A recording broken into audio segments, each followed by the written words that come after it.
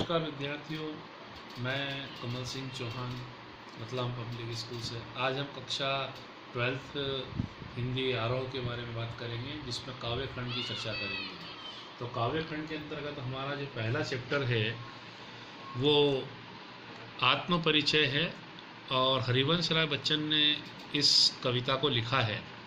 यह कविता जो है व्यंग्यात्मक तरीके से लिखी गई है और इसमें कवि अपने आप के बारे में, अपने मन मौजों के बारे में बात करता है। उसके बारे में हम चर्चा करेंगे पैराग्राफ को पढ़ते हुए। आत्म परिचय मतलब यानी स्वयं का परिचय। मैं जग जीवन का भार लिए फिरता हूँ, फिर भी जीवन में प्यार लिए फिरता हूँ। कर दिया किसी ने झंकृत जिनको छू कर, मैं सांसों के दो तार लिए फिरता हूँ। मैं कवि यहाँ पर पूरे जग के भार के बारे में बात करता है। जग का भार मतलब पूरे समाज की जो तनाव है वो कवि अपने ऊपर लेकर के चल रहा है और उसके बाद भी वह जीवन में खुश रहना पसंद करता है। वो कह रहा है, कर दिया किसी ने झंकृत जिनको छू कर, मैं सांसों के दो तार ले फिरता हूँ। और कवि को कभी कोई इतना पास में नहीं बेटा, आराम से ले लेना कि मैं सांसों के दो तार ले फिरता हूँ। कि अगर कोई कवि से अपनी किसी बात को लेकर के उसको टटोलने का प्रयास करता है तो वह उन तारों के रूप में अपने आप को झंकृत बांधने लगता है और वह खुश खुश अपनी बात बताने का प्रयास करता है।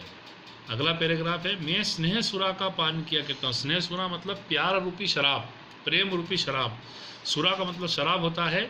वह स्नेह रूपी सुरा का पान करता है और कभी न जग का ध्यान किया करता हूँ। मतलब वह अपने प्रेम रूपी शराब के नशे में हमेशा मस्त रहता है और उसके बाद में वह समाज को अपना मार्गदर्शन देने का प्रयास करता है।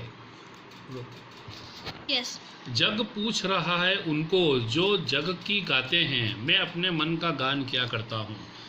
मतलब कुछ लोग समाज में चाटुकारिता या चापलूसी पसंद करते हैं और जग उनके गुणगान करते हैं, चापलूसी करते हैं। लेकिन कवि जो है यहाँ पर वह कभी भी अपनी चाटुकारिता पसंद नहीं करता है और वह अपने मन मौजों मस्त रहता है। उसको किसी से अच्छा या बुरा लगने की कोई चिंता नहीं होती है।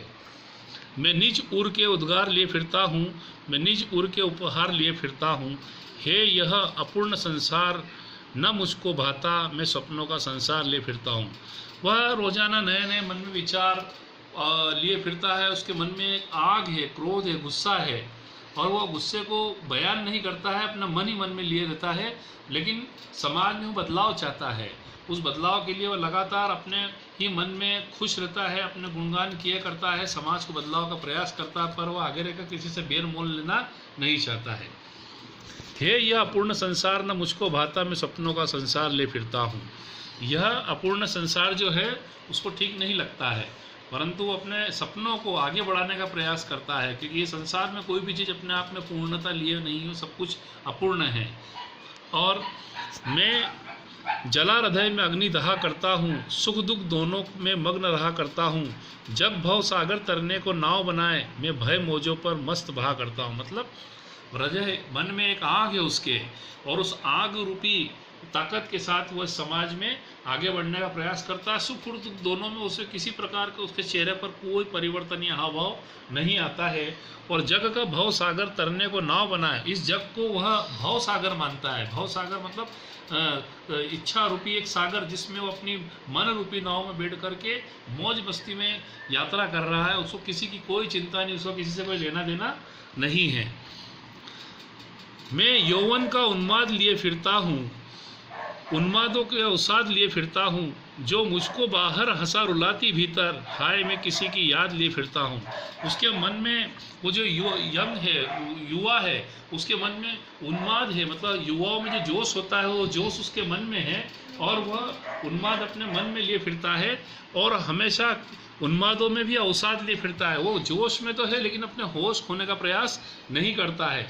जो मुझको बाहर हंसा रुलाती भीतर, मैं हाय किसी की याद लिए फिरता हूँ। अब उसके मन में भी कहीं ना कहीं कोई प्रेमिका का प्यार, प्रेम छुपा हुआ है, जो अभी अदृश्य उसके लिए, समाज में वो कहीं उसने दिखाया नहीं है, शो नहीं किया है। वह प्रेम रूपी भावना अपने मन में लिए फिरता है, उसके बारे में भी सोचता है और वह क्या करता है, खुश रहने का प्रयास करता है। कर यत्न मिटे सब सत्य किसी ने जाना, नादान वही है हाय जहाँ पर है दाना। फिर मूड न क्या जग जो उस पर भी सीखे, मैं सीख रहा हूँ सीखा ज्ञान बुलाना। बार बार किसी चीज़ को बना करके मिटाना, यत्न करना, प्रयत्न करना, लगातार प्रयास करने से ही परिस्थितियाँ बदलती है और हिम्मत हारने से कोई काम नहीं चलता है। वह कह रहा है कि नादान है वे लोग जो केवल जहाँ पर सीधा सीधा पका पकाया भोजन जहाँ पर मिल जाता हो, जहाँ पर सीधे सीधे उनको कुछ मिल जाता हो, वहाँ पर लोग जाना पसंद करते हैं, पर वो उनकी मूर्खता है। स्वयं के बलबूते पर प्रयास करने से वे जो जीवन में लक्ष्य की प्राप्ति करेंगे, उसका लक्ष्य का फायदा ही कुछ अलग होता है। मैं और जग और कहाँ का नाता, यहाँ पर मैं के साथ में और 3 बार आया। एक बार मैं जो है वो स्वयं के लिए और यानी जग के लिए, और उसके और जग के बीच में ये कौन सा नाता है, ये केवल प्रेम रूपी एक नाता है, एक संबंध है जिसके बारे में वो बात करना चाहता है। मैं बना बना कितने जग रोज मिटाता, हमारी एक प्रवृत्ति है।